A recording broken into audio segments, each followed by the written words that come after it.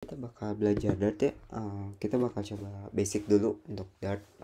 Nah, jadi ada 7 materi nih yang bakal kita pelajarin, dari mulai variabel sampai cara untuk naruh komen ya. Oke, kita langsung mulai aja. Oke, untuk variabel sendiri sebenarnya di Dart itu cukup kita mengetikkan var, terus nama variabelnya, lalu sama dengan value-nya ya. Misalkan kita tulis nama Faris. Nah, lalu kita jalanin perintah. Print ini adalah perintah untuk menampilkan logging ya, atau menampilkan output. Oke, kalau kita run, ini harusnya ada nama Faris di sini. Nah, itu variabel satu. Nah, si variabel ini sebenarnya dia bakal ngikutin berdasarkan apa yang kita ketik. Jadi contoh Faris. Nah, tapi kalau kita ketik age sama ini tipe variabelnya bakal berubah menjadi integer. Nah, jadi kalau kita stringin, ini bakal error nih. Nah, ini bakal ada error di ini. Dan ini pun kalau misalkan kita, tapi kalau ini kita jadiin integer, ini nggak ada error.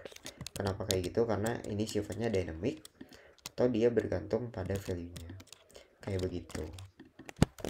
Sip, kita coba integer dulu. Nah, ini harusnya udah aman. Terus kalau kita print lagi, ini aman. Sorry, gak ada yang integernya salah. Nah, kayak gitu sih. Kebayang ya di situ. Oke, dah. Itu variabel sebatas itu sih. Jadi sebenarnya variabel ini cuma dua, itu aja. Nah, kalian bisa baca-baca tipe-tipe variabel langsung di Dart webnya sendiri. Oke, yang kedua itu ada null safety ya. Nah, contoh misalkan Faris 20. Nah, terus kita tuh nggak mau init gitu sih nama variabelnya. Nah,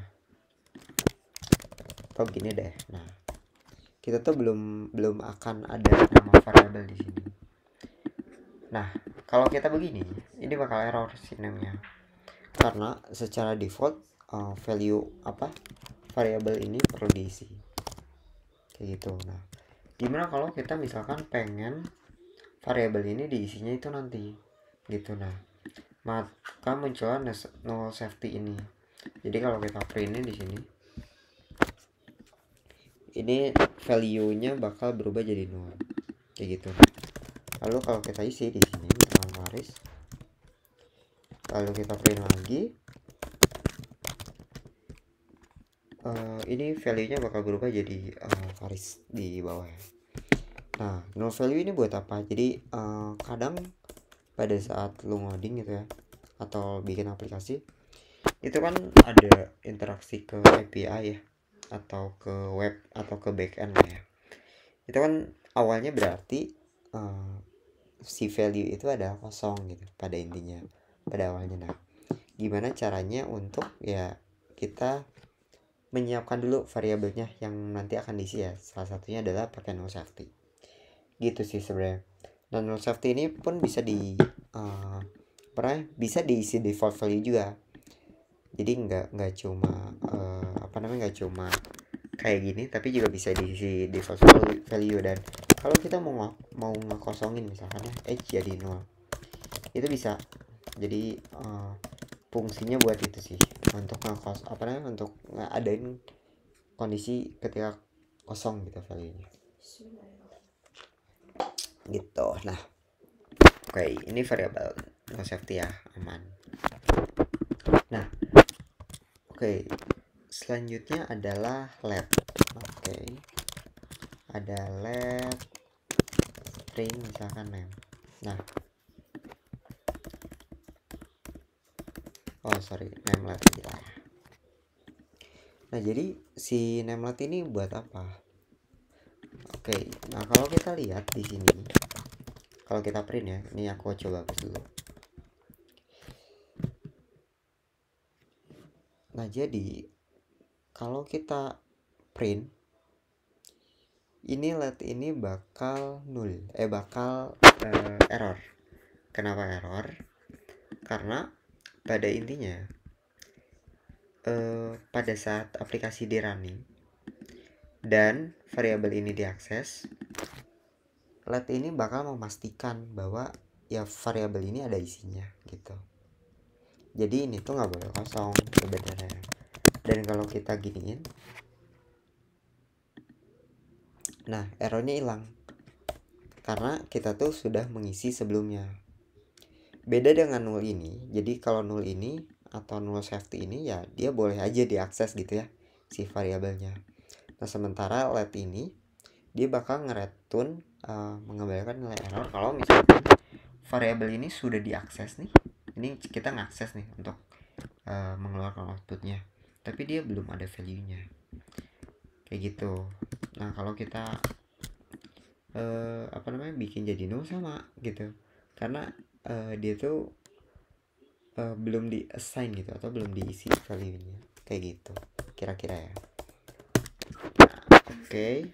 Nah kalau kita running ini bakal namanya delo sih gitu.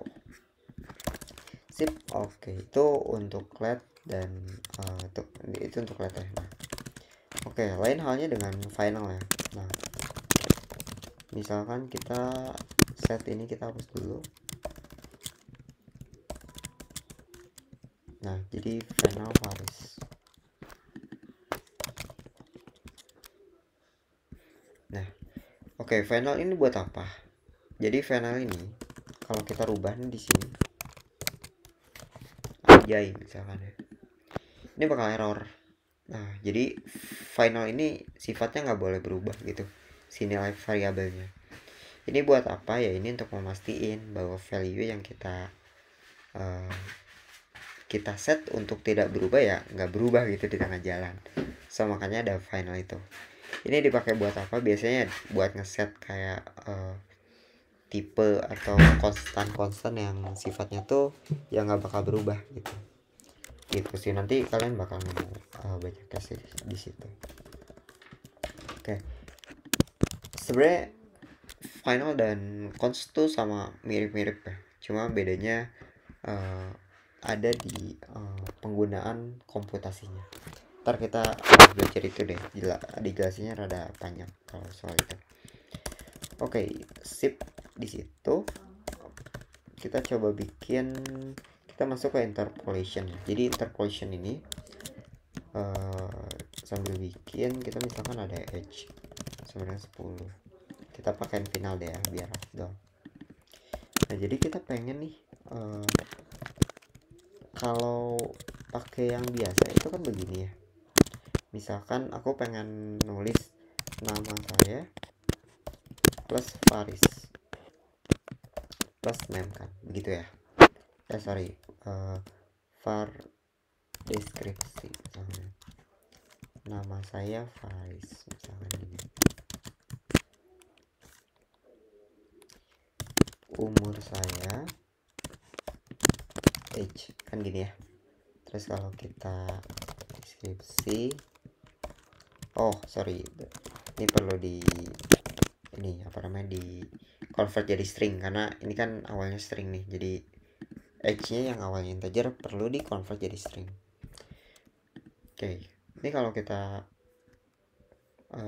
print, ini bakal menghasilkan output seperti ini. Nah, gimana caranya supaya ini jauh lebih mudah? Nah, dan kita nggak perlu nambah pakai operator terus pakai spasi. Ini kan rada ribet ya. Kita bisa yang namanya interpolation. Nah, jadi interpolation tandanya ada $. Jadi kita cukup ngetik aja nih satu string atau satu line, nggak perlu ada operator. Umur saya skip age, dan kita nggak perlu untuk nge-convert integer jadi string, cukup gini aja gitu. Kalau di Dart cukup gini aja, dan ini cukup sangat-sangat membantu sih ketika ya ada string-string yang kompleks, dan hasilnya pun sama dan jadi jauh lebih baik gitu. Kita tahu spasinya, kita nggak perlu tambah operator kayak gitu. Oke, sip ya. Nah, kita masuk ke komen. Nah, komen ini apa? Jadi komen ini sebenarnya komen. Jadi komen ini untuk kasih deskripsi gitu. Misalkan ini contoh interpolation. Nah, kenapa ada komen ya? Ini untuk nandain aja. Misalkan kita nggak mau eksekusi ini kan. Ya, jadi si komputer tahu bahwa ini nggak perlu dieksekusi. Dia langsung skip ke sini. Nah, ini contoh yang satu lain ya. Jadi kalau kita sini ya, dia balik lagi ke code gitu. Nah, gimana caranya supaya komennya itu adalah multi line. Nah, contohnya ini. Contohnya ini. Jadi kita pakai titik bintang. Ini contoh code. Jadi kita udah ini akhir code. Walaupun kita gini misalkan ya, itu nggak akan ke print. Nah, jadi ya pada saat kita running ya sama itu hasilnya, nama saya ini print description. Oke, paling segitu aja. Kalau ada pertanyaan ataupun hal yang dibingungin bisa langsung komen aja ya di bawah. Oke, thank you. Untuk hari ini segitu dulu. Nanti selanjutnya kita coba main operator.